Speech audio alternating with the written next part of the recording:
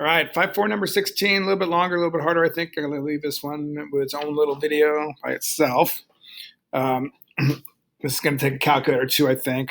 What are the dimensions of the lightest open-top right circular cylindrical can? And again, I don't know if we've done a problem similar to this because I haven't done that video yet. I'm going a little out of order, actually. The dimensions of the lightest open-top right circular, so it has no top, first of all, important to know. Lightest means weight, right? So weight is basically based on surface area. So what we're really trying to do is when we say that we're trying to find the lightest can, we're trying to minimize the surface area. So not the volume, which is a whole other question. That will hold a volume of 1,000 centimeters cubed. That's going to help us relate the two variables together. So I'm just going to do what we normally would do, call this the radius and call that the height, right? And then the volume, remember, of a cylinder is pi r squared h, which we're going to need in just a second. The surface area is the top and the bottom, but there's only a bottom on this one. So that's the pi r squared. That's the bottom.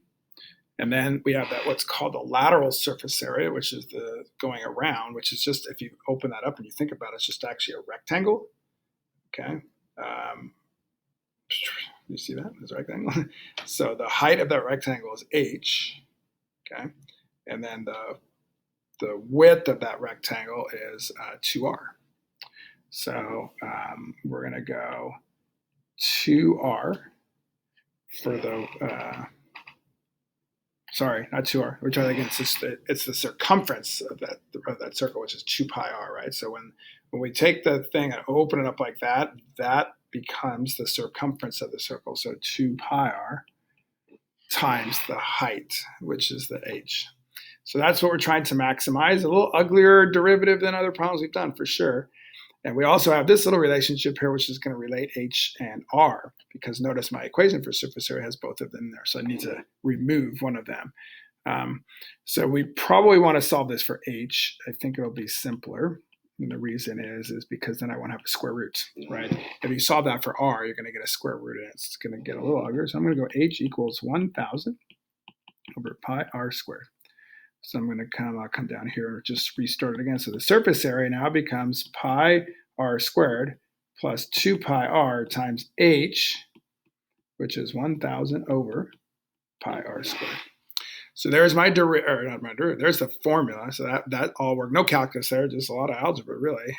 Not easy for sure to get all the way through to this equation. But if you did, that's great. The derivative won't be as pretty in this one, but we'll pile in and try the derivative. I'm going to do a little simplifying first. So I'm going to go pi r squared. This is going to all reduce. So it's going to be 2,000 actually in the top. The pi is going to be gone. The one r is going to be gone. So it's 2,000 over r. So that's my surface area. Take the derivative because I'm trying to minimize, make it as light as possible. So we take the derivative, which is 2 pi r. So this is really, think about this, 2,000 r to the negative 1. So its derivative is negative 2,000 r to the negative 2. So negative 2,000 over r squared. So there's my derivative. I'm going to set that equal to 0. I'm going to immediately multiply through by r squared just to get that denominator out of there. So I wind up getting 2 pi r cubed minus 2,000 equals 0. 2 pi r cubed equals 2,000. And let's go r cubed equals 1,000 over pi.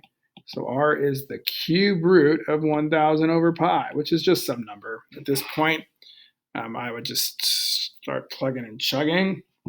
The question was, what number am I on here? 16. The question was to find the dimension. So that's the radius. Let me just double check to make sure I got the answer right. 16, where's my radius here? Whoa, it's written in a little different answers. Let me just find that number and then I'll double check. We're going to go 1,000 divided by pi. And then we're going to take the cube root of that, right? So cube root of that. I get 6.82. That's the radius, which is the correct answer as I look up here. Actually, there's a little bit of rounding going on, 6.28, if you were worried about the rounding. And then the height, I'm just going to tell you the height. It's just plugging back in to find the height. Turns out to be 6.28 also. Cool. Almost a sphere, yeah. Almost. Anyway, that's problem number 16. I'll come back and do number 20 on a separate video.